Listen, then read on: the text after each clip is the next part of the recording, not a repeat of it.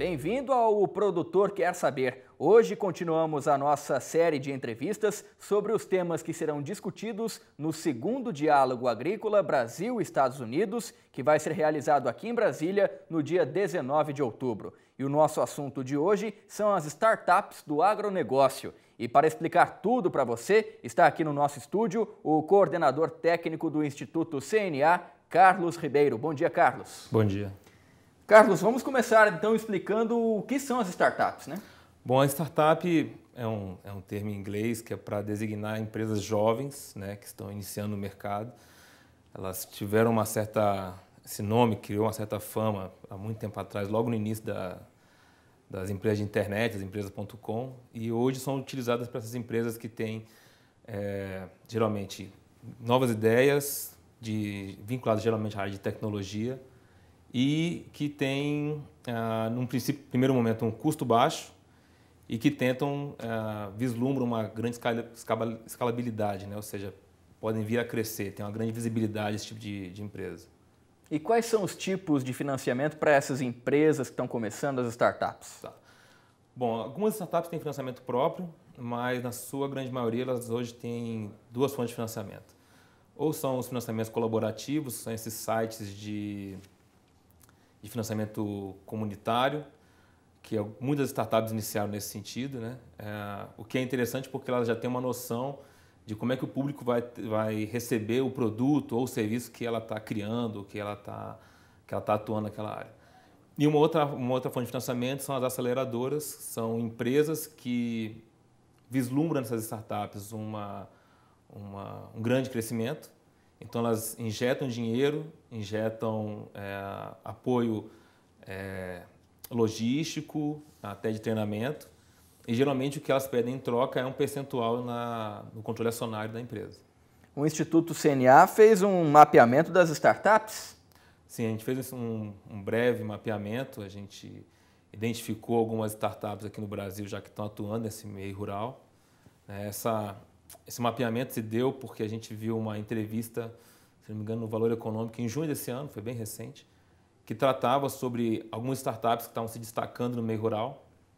Isso chamou nossa atenção, né? E a gente resolveu levantar como é que esse movimento está ocorrendo no meio agrícola atualmente. Perfeito. Agora, quais os principais serviços oferecidos pelas startups do agronegócio, essas que você já citou? Quais são os setores de produção? Olha, é bem diverso, bem diversificado. A gente tem desde startups trabalhando com rastreabilidade de bovinos, rastreabilidade de café. Algumas startups estão trabalhando na questão de gestão da produção rural, da propriedade.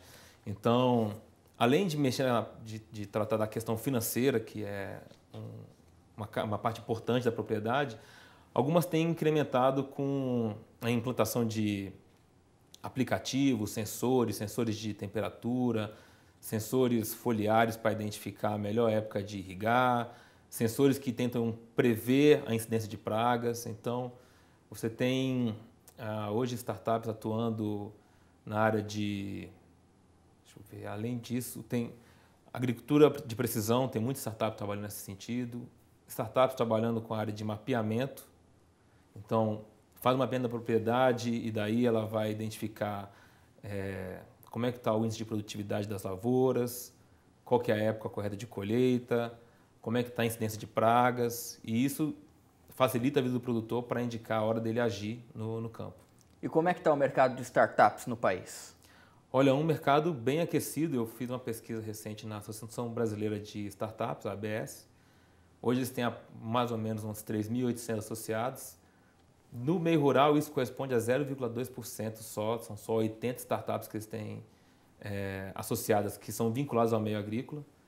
Mas isso demonstra que o mercado ele tem um grande potencial, porque como o setor agrícola é um setor que está pujante no Brasil hoje, né, está alavancando a nossa economia, então a gente acredita que é um mercado que está em grande crescimento. Para você ter uma ideia, em julho desse ano, a Monsanto, junto com a Microsoft, fizeram montaram uma aceleradora só para o meio agrícola no Brasil. E essa aceleradora tem em torno de 300 milhões de reais de fundo para investir em startups no meio rural. E agora, em setembro, a BASF também lançou um programa de aceleradoras para startups.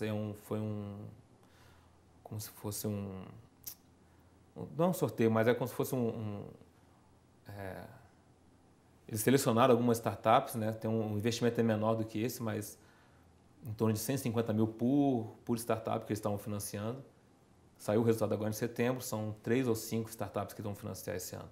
Então isso demonstra que essas duas grandes empresas da área agrícola estão de olho nas startups, mostra, né, a importância desse mercado no Brasil hoje. E como é que o Instituto CNA pode fazer essa interlocução entre produtores e as startups? A nossa intenção é identificar as startups no meio rural que tem hoje disponíveis, ver se realmente elas atendem às demandas do produtor, né? Como é que elas vão ajudar o produtor a melhorar a qualidade do seu produto, diminuir o custo. E, por outro lado, a gente quer ouvir o produtor e saber quais são as demandas que o produtor tem, para que a gente possa fazer esse meio de campo entre as startups e o produtor rural. Então, a ideia é que a gente consiga levar para esse mercado de startups, de repente para as aceleradoras, as demandas que os produtores têm e que ainda não conseguiram ser atendidos ainda. Perfeito. Os pequenos e médios produtores, Carlos, esses produtores rurais podem ser os maiores beneficiados pelos serviços agora das startups? Acredito que sim, porque, como eu te falei, você tem uma gama enorme de startups atuando no país. Então, você tem desde startups que atuam no monitoramento de grandes propriedades, mas uma startup, por exemplo, que me chamou a atenção, ela justamente vislumbrava ajudar o produtor que praticamente não para no seu dia a dia tentando administrar a propriedade, e uma das sócias da startup é filha de fazendeiro, e ela olhava para aquilo e falava assim: poxa, meu pai não pode ter o tempo todo tomado por essa questão da propriedade, então ele tem que ter formas de agilizar, de melhorar a qualidade de vida dele, não só rentabilidade e qualidade dos produtos, né? Mas tentar diminuir a carga de trabalho do produtor, e isso atende bem os pequenos e médios produtores rurais. Agora, Carlos, quem está disposto a investir numa startup tem que ter uma visão de longo prazo. Afinal de contas, o resultado não vem do dia para a noite, né? A estimativa que as aceleradoras me passaram é que em torno de 10 anos, por exemplo, esse fundo, um dos fundos que se não me engano, a Monsanto está montando, o prazo são 10 anos de financiamento, sendo que 6 anos são investimentos, ou seja, é o prazo que a startup vai ter para poder desenvolver o seu produto, colocar ele no mercado, fazer todos os testes necessários, e 4 anos que eles chamam de desinvestimento, que é o prazo para que ela se firme no mercado e a partir daí ela vai poder continuar com as próprias pernas. Perfeito, esse foi o coordenador técnico do Instituto CNA, Carlos Ribeiro, falando um pouco mais a respeito das startups no agronegócio. Carlos, muito obrigado pela presença. Obrigado a você.